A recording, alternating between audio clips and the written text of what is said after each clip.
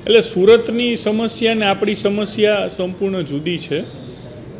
રાજકોટમાં વરસાદી પાણીના નિકાલ માટે જે એરિયાઓને પ્રી આઈડેન્ટિફાઈ કરવામાં આવ્યા છે અને જ્યાં આટલા વર્ષના અનુભવના આધારે એવું લાગે છે કે અહીંયા પાણી ભરાય છે, એ બધા એરિયાને 3 ઝોનમાં વહેંચવામાં આવ્યા છે: ગ્રીન ઝોન, યલો ઝોન અને રેડ ઝોન. ગ્રીન ઝોન એટલે કે જ્યાં વરસાદ બંધ થાય એટલે માત્ર અડધી કલાકમાં પાણીનો નિકાલ થઈ જાય છે.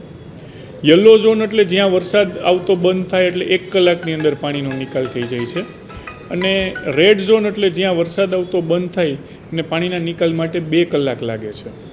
ટોટલ રાજકોટમાં 49 ગ્રીન ઝોન, યલો ઝોન 39 અને રેડ ઝોન 5 એમ 93 સ્પોટ છે એ પ્રી આઈડેન્ટિફાઈ કરવામાં આવ્યા છે અને એની વ્યવસ્થા કરવામાં આવેલ છે.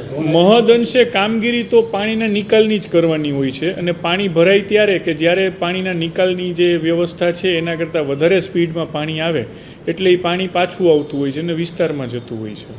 એટલે નિકાલની વ્યવસ્થા કરી છે. એના માટે સ્પેશિયલ જે ઝોન પાડ્યા છે એની ગંભીરતા મુજબ ત્યાં માણસોની વ્યવસ્થા રાખેલી છે કે જો તુરંત જ કોઈ કચરો ફસાતો હોય તે લઈ અને પાણીનો નિકાલ પ્રોપર થાય કરે ને એના મોનિટરિંગ માટે વોર્ડના જવાબદાર લોકોથી લઈ અને સિટીના એન્જિનિયરો સુધીની જવાબદાર લોકોની કર્મચારીઓની ટીમ બનાવેલી છે જે રાઉન્ડ ધ ક્લોક મોનિટરિંગ કરશે.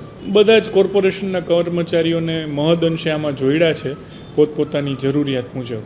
સ્પેશિયલ વ્યવસ્થા એટલે આમાં પાણીના નિકાસની જ વ્યવસ્થા અત્યારે થઈ શકે એમ છે, કારણ કે બીજી કોઈ લાંબી વ્યવસ્થાનું આયોજન સમય માગી લે અને ચોમાસામાં એવો અવકાશ રહેતો નથી. એટલે નિકાસની મેક્સિમમ વ્યવસ્થા કરેલી છે.